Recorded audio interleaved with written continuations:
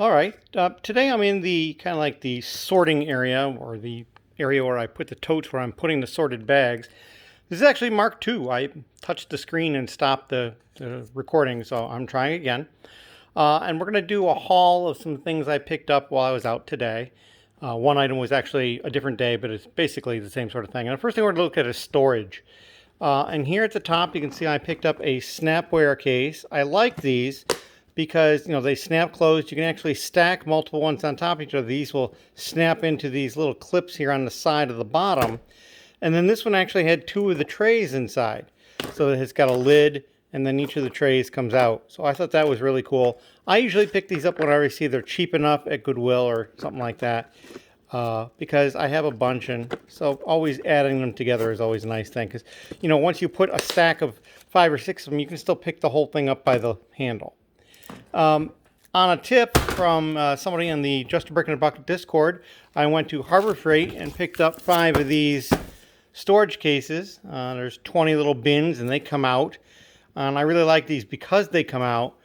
I also think that the lid can be removed, and so that would be a possibility for putting it on a pick cart.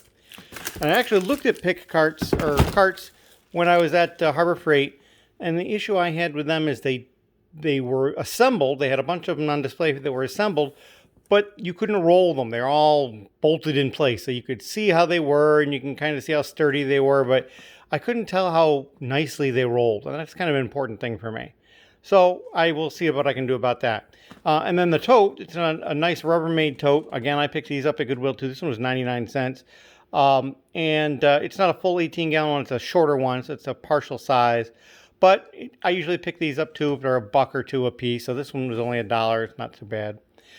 Next, we're going to go to some Lego that I actually picked up. And I picked up these 2 DOTS containers, these picture frames, at Kohls. They were $14.99 a piece. They're only 25% off. But I had $20 in Kohls cash that was expiring in the next day or so. And I have more Kohls cash, but I didn't want to be rushed into making a larger purchase and using the larger Kohls cash. So most of the rest expires the end of May. This one expired like May 2nd or 3rd or something like that. So I'm like, I'll just go out. I'm out and about today, and I'll pick these up. So I paid $14.99 plus tax. It was about $30, but then I had $20 in Kohls cash. It was about $10 plus tax for the both of those. So that's a pretty good deal. The next one I picked up at the second Goodwill I was at, and this is kind of an odd item. It's a box of the Nexo Knights power packs. And I counted. There are 45 packs in there. And actually now I'm seeing one of them is probably open, but that's okay. I thought they were all sealed, but it looks like one is open. But, you know, that's going to be all right. And it was kind of an odd thing. I mean, it's not a great part out value. It's over 2, probably about 2.5 for what I paid.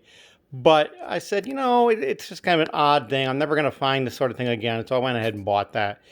And I probably overpaid, like I said, a little bit, but you know, it's not that bad. And then the last thing was what I found at the first Goodwill.